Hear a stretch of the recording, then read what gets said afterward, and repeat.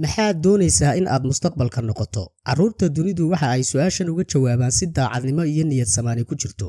Waxay kaaga sheekaynayaan riyooyinkooda. Waxaa ka mid ah mid doonaya inuu noqdo dhakhtar, saxafi, injineer, macallin, baylood iyo waxyaabo kale oo ay jecel yihiin. Carruurta ku nool Gaza laftooduna sidaas oo kale ayay leeyihiin riyooyinkooda. Laakiin duulaanka iyo qabsashada Israa'iiliyiintu lama sugin, fursadna uma siinin in ay xaqiijiyaan.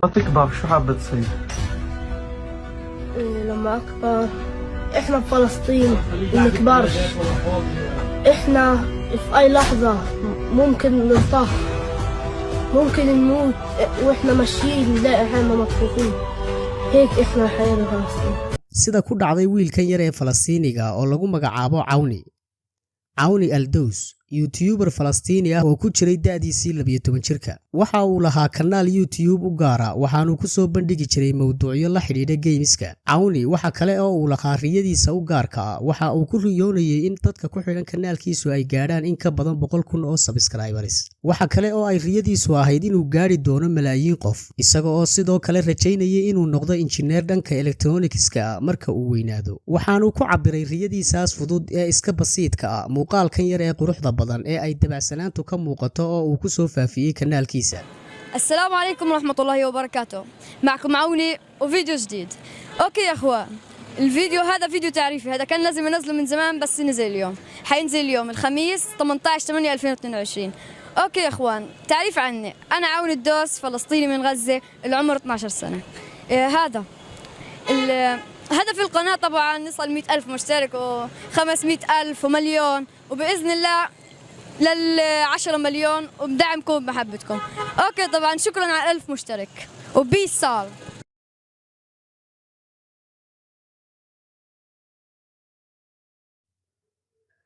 wiilkan yar ee ku caan baxay qosolkiisaas yar ee ay ka muuqato daacadnimada iyo qalbiga saafiga ahi waa uu shahiiday. waxa uu ku shahiiday mid ka mid ah duqeymaha Israa'iil ka geysanaysa Gaza, isaga iyo waliba 14 ka mid ah eheladiisa, taasoo ay la qabaan dadka kale ee ku nool Gaza oo maalin walba 100 qof ay ka shahiidayaan. dabcan warkaas naxdinta leh ee geeridiisa waxa ay markiiba si aad ah ugu soo faaftay baraha bulshada, waxaanay soo gaadhay YouTuber-ka caanka ah ee lagu magacaabo Abu Filla oo ka sheekeeyay inuu ogaaday oo uu hadda uun arkay in wiilkan yar ee Cawni uu hore ula soo xiriiri jiray oo uu fariimo ugu soo diri jiray, balse Abu Filla aanu arag ilaa markuu shahiiday kadib mooyaane. Abu Filla ayaa isaga oo hinta ceshan kari la dadka la wadaagay fariimihii uu u soo diri jiray wiilkan yar ee Cawni. شق فيديوهاتك استمر يا أسطورة.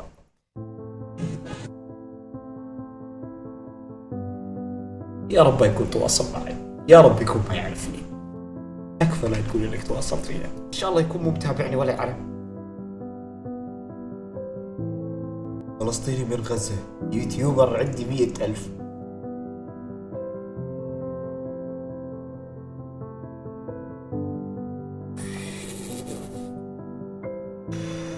runtiina waa fariimo saameyntooda iyo calool xanuunkooda wata. kadibna Abu Filla waxa uu dadka la wadaagay kanaalka wiilka yar ee geeriyooday, isaga oo sheegay in dadka ku xidhan ay markaas ahaayeen 50,000 oo qof, inkasta oo marka uu shahiiday ay ku xidhnaayeen dad gaadhaya ilaa 2,000 oo 50kaas lafteeda uu gaadhay markuu warkiisu ku faafay baraha bulshada. waxaanu Abu Filla daawadayaashiisa ka codsaday in ay u rumeeyaan riyadiisa oo ay subscribe u wada saaraan. runtiina way rumowday riyadii Cawni oo maalmo kadib kanaalkiisu waxa uu marayaa in ku dhow 1 milyan iyo badh, laakiin waa mar uu shahiiday kadib oo uu adduunyada ka tegay. innaga lafteennu waynu ku biiri karnaa kanaalkiisa si uu u gaadho 2 milyan iyo dheeraad oo riyadiisii labaad ay ugu rumowdo, waayo ujeeddadu ma aha tirada ee waa riyada iyo rajada uu qabay. sida ka muuqata muuqaaladiisa waxa qaarkood daawaday in ka badan 1 milyan, inkastoo markuu shahiiday aanay dhaafi jirin 2,000 oo qof. laakiin sida aynu arkayno iyada oo aan bil gaadhin inta ka soo wareegtay shahiidnimadiisa ayaa riyadiisii milyanka qof u rumowday, balse nasiib darro isagii ma jooga maanta. waxaase u rumowday riyo kale oo balaayiin jeer ka qaalisan, taasoo ah shahiidnimo. allaha u gargaara dadka reer Gaza. tan iyo googoos dambe nabad ahaada.